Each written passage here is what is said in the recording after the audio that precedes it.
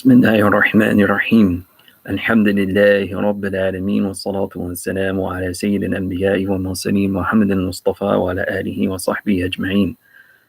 قال الله سبحانه وتعالى: كنتم خير أمة أخرجت للناس تأمرون بالمعروف وتنهون عن المنكر وتؤمنون بالله. Alhamdulillah, we praise Allah Azza wa Jal for all of the innumerable blessings that He bestows upon us at every instant. Blessings which truly we cannot appreciate. As Allah subhanahu wa ta'ala says, وَإِن تَعُدُّوا نِعْمَةَ اللَّهِ لَا تُحْصُوهَا, that if you were to try and count any blessing of Allah, indeed no blessing of Allah can be accounted for. We are in the last moments of this beautiful and blessed month, moments where the nafahat, the breaths, those breaths of the mercy of the most merciful, Arhamar Rahimeen, are readily available and spread amongst His obedient servants in times and moments in which one act of sincere ibadah or a dua or anything that we do of khair will be worth more than 1,000 months. Khayrun min alfi shahr. Indeed, this is a tremendous ni'mah that no one really can understand. The barakah that Allah subhanahu wa ta'ala gives at those times is beyond comprehension. And if we were to try and measure it, Allah subhanahu wa ta'ala already gave us a hint by saying it's better than 1,000 months. But of course, when Allah gives, you cannot measure any of His gifts. And when He wants to give, يُضَاعِفُ لِمَن يَشَاءُ, He can increase the reward and the gifts that He wills to give to His servants according to what He wants. Meaning, بِغَيْرِ حِسَاب. There is no limit, there's no way to quantify it, there's no way to qualify it. So you let Allah be Allah and let Him be akramu, to be the most generous of all, that no one can be more generous than Him. So we ask Allah subhanahu wa ta'ala to accept us to be recipients of this fadl and mercy and grace and ni'mah in these times and in these nights, and to relieve the ummah and mankind of the waba and the pestilence that currently afflicts them, and even more than the pestilence, but the strange conditions which we see ourselves in, unnatural conditions in reality. A lockdown is not meant for any human being to live or to be in such a circumstance. This is not meant for human beings, but rather some people say insan comes from the word uns, which means to be sociable. So the reality is that humans were not made to be in such circumstances. So we also ask Allah subhanahu wa ta'ala to alleviate the lockdown that has been imposed on so many people across the world, and allow us to come back to our houses of worship and our madaris, those blessed places where the knowledge of the Prophet ﷺ is disseminated. These are the places that really in reality bring to us all the khair that we have in this ummah, the forgiveness of Allah, His maghfirah, the sakina, the literal. It's interesting, the word sakina has been translated by the ulama in many ways. But however, one thing we can do is that when we look at the prophets that came before us and the books that came before us, and even the languages that were revealed in, that is one way of understanding certain terms that are used in the Sharia, that are used in the Nusus, in the Quran, and the Sunnah. As an example, sakina is also it's a word that's also used in Hebrew. It's just slightly pronounced slightly differently, shechima. And a rabbi once told me that the meaning of shechima, or what we call in Arabic sakina, is literally the presence of God. So hadratullah, to be in the presence of Allah Azza wa Jal, so to speak, metaphorically. And of course, if you are in the presence of Allah, then you're in aman, you're in safety and sukoon, and you feel that peace of heart and mind. Ala bi dhikrillahi tatma'innu qulub, because indeed in the dhikr of Allah is the contentment of the heart. So one can only imagine if in His dhikr there's contentment, in His presence, who could even describe it? But that comes when we gather, when we are together. مَجْتَمَعَ قَوْمٌ فِي بَيْتٍ مِّن بُيُوتِ اللَّهِ. Whenever any people gather in any one of the houses of Allah, this is where we acquire this forgiveness. This is where we acquire this sakina, the presence of Allah and the tranquility that it brings, and His rahmah. غَشِيَتَهُمُ الرَّحْمَةِ. These are very special things. So special, so beloved, that even people who come there for other purposes are not bereft of such benefits.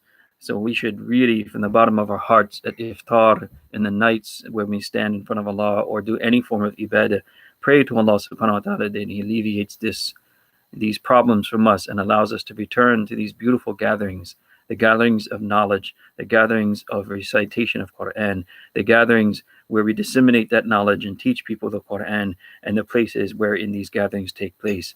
They are fortresses. They are the best things that we have. They are even more important than anything else that we have. The first thing that the Prophet ﷺ endeavored to do when he came to Al-Madinatul Munawwara was establish a masjid. And even before that, in reality, the first thing that he endeavored to do for all the Muslims in all communities, whether in Mecca or whether before he made hijrah, was to establish ta'lim, was to teach people their deen. Once they know their deen and there is a need to practice it, then you establish the houses of worship and you establish the community that they gather together in these forms of worship that are taught to them. So the importance of ta'lim actually is in all times. Even now during a lockdown, we see, alhamdulillah, we try to participate somewhat in a form of ta'lim. But we still need those places. We still need those fortresses, and we still need those masajid and madaris, so we can draw this divine rahmah from Allah subhanahu wa ta'ala. There is nothing more effective in bringing Allah's help than being together. Yadullahi ala al-jama'. The hand of Allah, so to speak, is with the jama'ah, is with the group, is when people are together for His dhikr and for the sake of His deen and for disseminating knowledge. We ask Allah subhanahu wa ta'ala to do this soon, ajilan, and to open up the doors again of our masajid and madaris. Allahumma ameen. So this ayah that I recited, many probably know already in Surah Ali Imran, where Allah subhanahu wa ta'ala says that you are best of nations taken out for mankind because you enjoin what is good and forbid what is evil, and you believe in Allah Azza wa Jal. There's many interesting points about this ayah. The language itself, kuntum, for all those ulama and students of knowledge and those studying Arabic, as you know, kuntum is past tense. It is not present tense. So a literal translation would not be you are, it would be you were. The literal translation of it would not be you are, but it would be you were. And because of that, Umar ibn Khattab radiyallahu ta'ala anhu famously said that this refers firstly to the companions of the Prophet sallallahu alaihi wasallam, wa ridwanullahi ta'ala alayhim ajma'in, may Allah be pleased with all of them, that it firstly refers to them. And anyone else after them who wants to be included in this ayah as being the best of nations taken out for mankind must fulfill the shara'it, or the conditions of this ayah, which is that they must enjoin what is good, they must forbid what is evil, and they must believe in Allah. Al-Imam Abu Mansur al-Maturidi rahimahullah ta'ala in his tafsir explains that enjoining good and forbidding evil can also be understood as calling people towards Iman, and this is why وَتُؤْمِنُونَ بِاللَّهِ is mentioned after those two. That the first and foremost thing that we should do when enjoining good and forbidding evil is calling people towards the wahdaniyah, the oneness and uniqueness of Allah, and taking them away from shirk in all of its forms. And in fact, this is supported by many other ayat and ahadith. For instance, whenever we hear the word ibadah, or we hear the command "U'budu rabbakum," that worship your Rabb, Allah Azza wa Jal, your sustainer, your creator. Ibn Abbas radiyallahu ta'ala anhuma says that anytime this ibadah is mentioned in the Quran, it refers to ma'rifatullah. That is to know Allah, to have iman in Allah, to accept Allah as He is, and then therefore make Him as the sole object of your worship, which is, some people have defined tawheed as that. إفراد المعبود بالعبادة ذاتا وصفات وأفعالا. It is to single out one being as your object of worship and make that being one, meaning totally unique in terms of them, their I'm going to use the word being again, that's kind of redundant, but they're that Allah's being is one, that in their sifat, their attributes, Allah has no partner and is one and is unique, and in their actions, that Allah creating, Allah sustaining, yarzuquni man yasha, and giving life, giving death, so forth and so on. He is one and is unique, and he has no partner. No one shares with him in these at all, in his being, in his attributes, and in his actions. Once we understand that, then we understand why Allah alone deserves to be worshipped, which is the meaning of La ilaha illallah. So this is the first call to mankind, that you have to call them first away from shirk and towards iman in Allah and the wahdaniyah of Allah. Then everything else comes along with it. And that also supported by, for instance, in Sahih Muslim, there's a hadith where Mu'adh bin Jabal radiallahu ta'ala anhu was sent to Yemen as a qadi, as a judge for the people there. And he was told by the Prophet sallallahu alaihi wasallam that the first thing you should call them to is the ibadah of Allah. And then he said, إِذَا عَرَفُ اللَّهِ, then when they know who Allah is, in other words, again, ibadah now here means first knowing Allah, having iman in Allah, not committing shirk in any of its forms, and knowing Allah's uniqueness and wahdaniyah. Then after that, tell them that salah is obligatory on them 5 times in a day, and that they must pay zakah of their wealth once a year, and so forth. Those are all the other 5 pillars, or 4 pillars after iman and shahada, of course. But the point is, this all corroborates that Ibn Abbas anhuma, when he said that ibadah refers to ma'rifatullah, that is the knowledge of Allah, of his oneness and uniqueness, wahdaniyah and tawheed, that it supports that. That is the primary and first and foremost thing that people must accept. أول مكلف على كل أول الواجب على كل مكلف. The first thing, every human being, no matter who they are, where they are, male or female, in whatever society, in whatever color, and whether they're Muslim or not Muslim, the first thing they're obliged by Allah to know is know Allah, knowing him and understanding his oneness and uniqueness, and thereafter taking what we call shahada, meaning the admission of that knowledge, that they accept Allah is one and unique and has no partners. Then afterwards they be taught all the other details of what that iman entails, meaning to make salah, to pay zakah, and every other commandment. So we see from that, right, that it is possible that enjoining good and forbidding evil means to call people towards tawheed and to prevent them from shirk. But also the word ma'ruf itself, we often translate as good. And again, students of knowledge and ulama out there know that the word ma'ruf, ismul maf'ul, what they call in English a passive participle, right, it is actually derived from arafa ya'rifu, ma'rifa, to know something or to recognize something. So it's not really good as a literal translation. It means to know something, and something that is known or recognized is al-ma'ruf. So like, for instance, when Allah says, خُذِ الْعَفْوَ وَأْمُرْ بِالْعُرْفِ, command people with urf, meaning what is generally known by people to be good, what is recognized by people to be good, what is understood by people to be good or true, then you command people towards that good. All right. So the idea of ma'ruf is that it is something that is recognized, it is something that is understood, or people recognize it and understand it to be good, not necessarily good, literally. All right. Why is that important? Because, for instance, Al-Qadi Abu Bakr ibn Arabi rahimahullah ta'ala said in his Ahkam al-Quran that the good that is being commanded towards, the urf, right? Sometimes this good is something that it is recognized even throughout different religions. And of course, what we mean by religions here is not necessarily different religions, but the other and the nations that came before us. That there are certain principles, universal principles of what is acceptable and what is not, what is true, what is not, that was there since the time of Adam alayhi salam all the way to Khatamun Nabiyyin, Muhammad sallallahu alaihi wasallam, that everyone and every prophet and every nation of believers understood to be true. As an example, in our Aqidah, the first thing I mentioned, the ma'rifah of Allah, the wahdaniyah of Allah, that everyone knew that to be true, and everyone accepted that as a principle, that this is the truth.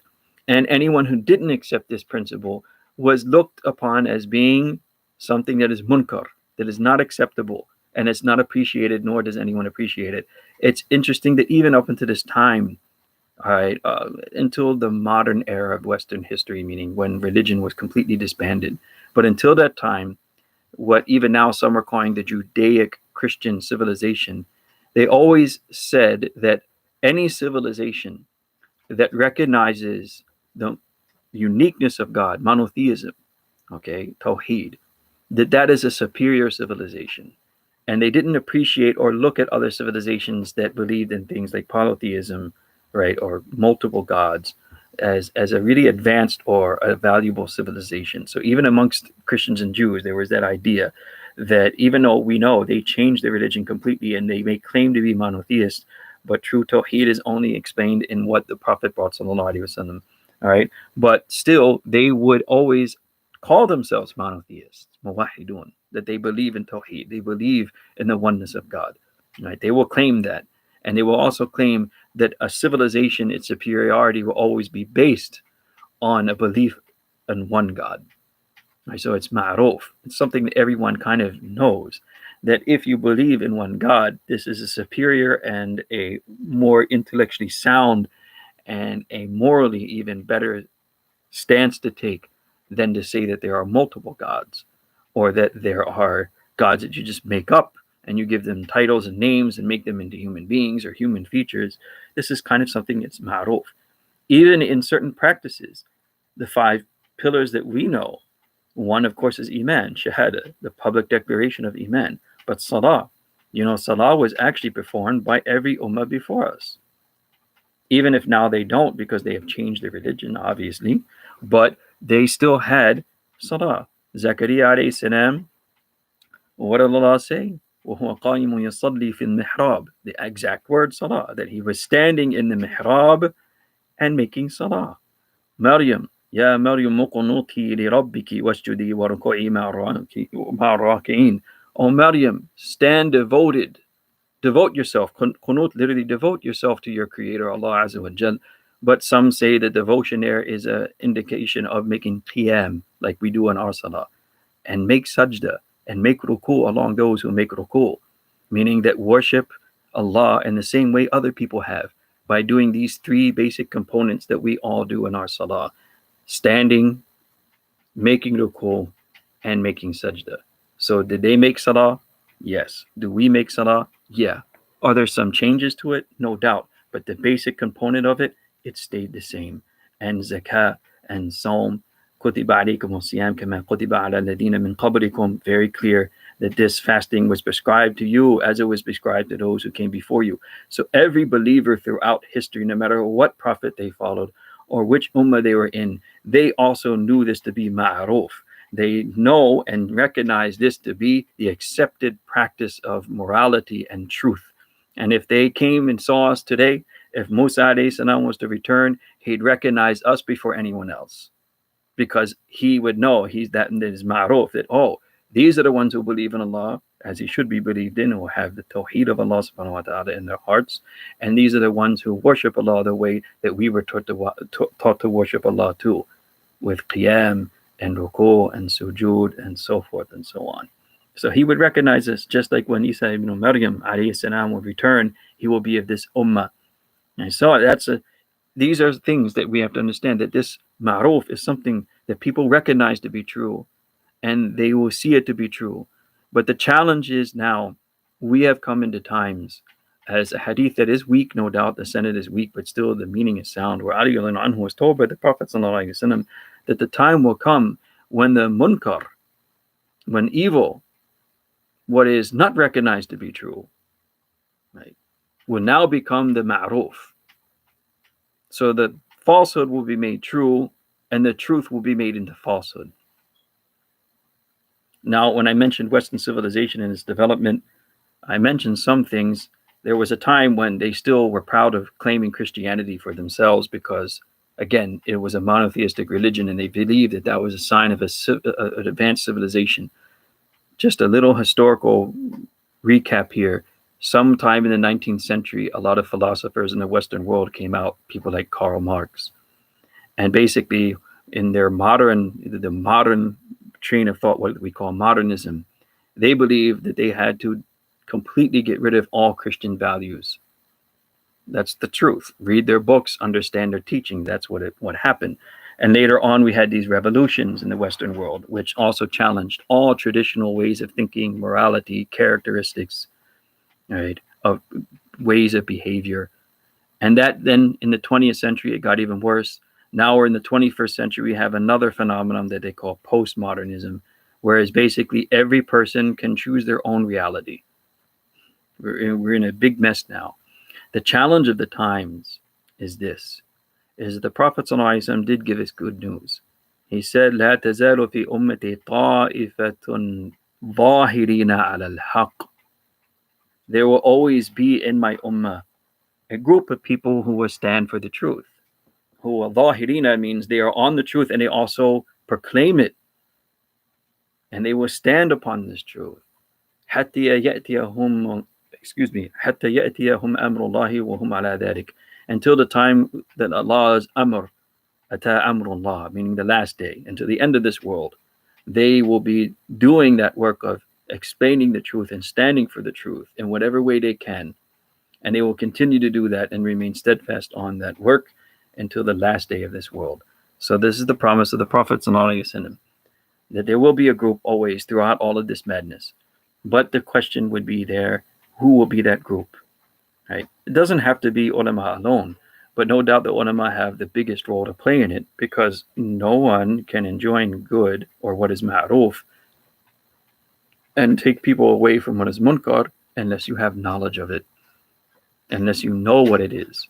What are the essential teachings of deen that have remained from the beginning of at the time of humans being in this world, from Adam alayhi salam until now, in our aqidah, right? And then in our action, we then have to learn that what is necessary in this ummah, in the sharia, and what we are commanded to do. And that is and then of course, after that, the morality part, our practices in terms of akhlaq and our behavior, as the Prophet ﷺ also said, that I have been sent to perfect human behavior. That the idea too is to establish norms. This is also part of the ma'ruf of how we behave. That what is acceptable and normal behavior, intelligent and behavior that makes sense, and what is completely unacceptable, like munkar, something that we could never recognize as being acceptable or normal behavior. That's a part of all of this too. So that work has to be done. And anyone else who supports that work, meaning everyone else who does support that work by, for instance, spending their efforts in the path of Allah for the sake of this, keeping this knowledge intact and disseminating amongst others, even if they're not ulama, can be included in the reward of that work. But it is the ta'ifa and that group that is the most important, especially in times like this, when they always want to create what they're calling the new normal. We don't want this to be the new normal. There is nothing normal about being stuck in your home and being forced away from the places of worship and wearing masks and this and that. Even if this is a temporary measure, and we hope it is, that's fine. But we don't want it to become the new normal. We've had new normals being imposed on us for far too long now, which are way beyond what is normal. It is the munkar being made ma'ruf. So we must have a group who will at least keep and preserve the knowledge of what is truly ma'ruf and munkar, and then pray to Allah subhanahu wa ta'ala that He makes it easy for us to act upon it as well and preserve it for as long حتى يأتي أمر الله وهم على ذلك, until the last day of this world. And then just to give us some hope about that too, I'll end at this note that there's a hadith manquf. For those who don't know, that is the technical terminology of what most people call an athar, meaning a saying of a companion or a quote of a companion. It is narrated by Imam Bukhari in his book Al-Adab al-Mufrad, where Abdullah ibn Salam radiyallahu ta'ala anhu said that if you are planting a tree, or you're planting some crops, rather, and you have heard that the Dajjal has arrived, continue to plant your crops, because there will be people living after the Dajjal. So, right, and no matter what fitna we're experiencing, continue to do your work, as there will be a ta'ifa, and as whatever work you're doing, even if you're just growing crops. Now, of course, that's a literal understanding of it, but we also can take from that other meanings that plant your seed. So the seed of ilm, the seed of iman, plant them, because people will continue to live. There will still be generations of people even after the job. So no matter what the fitna is and how great it is, the work still has to be done. Because of course it looks bad now, but Allah subhanahu wa ta'ala always, the way of Allah is innamal usri yusra, that there is never going to be a hardship except that there is relief after it. And yusra also, it's not just relief, but when we get the relief, then we will have better than what we had from before. This is the sunnah of Allah. That's the way Allah does things. So, but we at that time should be careful not to give in to despair and do whatever work we can do, plant that seed and make that seed grow, because no matter whether Dajjal is there or not, he will leave eventually, he'll be gone, his fitna will be done, and people will come after that, and whatever seed you planted will benefit those people, and you will get a reward for that too. As the Prophet ﷺ said, Man dalla ala al-khayri falahu ajrun mithli fa'ili, that whoever shows someone anything, any good, al-khayr is general here, right? It is mu'arraf. So if you guide someone to a good practice in the deen, then that person does it, and then you will get the good, or they will receive a similar reward for all that they do. So plant the seed that is necessary and have hope, because Allah subhanahu wa ta'ala will give you a reward for it, no doubt. And Allah ta'ala, it is not the end of the world. And those, again, this is why you need knowledge. If you know these signs, long subject in itself, and it is an important subject after all, that when Jibreel alayhi salam came to the Prophet sallallahu alaihi wasallam towards the end of his life and asked those famous questions, what is Islam, what is Iman, what is Ihsan, he also asked him about Amarat as-Sa'a, what are the signs of the last days. So it means that this is part of your deen to know these things. And those who do know these things know that we're not there yet. Okay, calm down a little bit. It may be some discomfort we're going through, and we do ask Allah to remove that discomfort, if not just for that, like I said, to be able to gather together again for his dhikr and ta'reem and disseminating ilm, right, for that much. But no doubt this is not going to be the end of the world, because there's many things that have yet to happen that we have not seen. So we have to relax a little bit and understand we have still more time, alhamdulillah, to plant those seeds and reap the rewards of the crops that we start planting right now. So inshallah, make intention to do that. Be a part of it. Kun, right? Be either muta'alliman, or kun aliman, aw muta'alliman, aw mustamiyan, aw muhibban, ولا تكن خامسة فتهلك. That the Prophet ﷺ in one narration is reported to have said, either become a person of knowledge yourself, or at least a student of knowledge, or at least one who listens to the people of knowledge, or at least one who loves the people of knowledge, but don't become the fifth and then be destroyed. The fifth, they say, is one who has no love, no support, nor cares about the people of knowledge. So it is very clear, either kun aliman aw muta'aliman aw mustamiyan aw muhibban fala takun wala takun khamisa fatahnika. So either you get this knowledge yourself. If for whatever reason that door has not been opened to you, at least be one who is a student at this time in some level, in some degree, or at least one who listens to the ulama, or at least one who loves them and supports them and gives them whatever they can to support the endeavor that is the most important endeavor for us, to keep a group alive that remains and stays steadfast on the truth and then calls people. And this is what we need. تَأْمُرُونَ بِالْمَعْرُوفِ وَتَنْهَوْنَ عَنِ الْمُنْكَرِ. If we are not calling people to what is true and known to be true, then we are not from amongst the best of nations. We will not be included in this ayah. And we ask Allah subhanahu wa ta'ala to include us in this ayah and give whatever we can, whatever support we can, and be of those people who are at least learning or supporting the people of knowledge and planting the seeds for the future. We ask Allah subhanahu wa ta'ala to do so out of His fadl, and to also do so with afiyah, to protect us and our wealth and our children and the whole ummah from this waba, this pestilence, and other fitan and other trials, and to make it easy in every step of the way in both this world, fi dunya wal akhirah, in this world and in the hereafter, zahira wa batina, in our outward affairs and even internally, right, to protect us from the fitan of the qulub, the trials of the heart and the diseases of the heart. وآخر دعوانا أن الحمد لله رب العالمين وصلى الله على خير خلقه Muhammad sallallahu alaihi. May Allah subhanahu wa ta'ala make it easy for us, and jazakumullahu khairan kathira.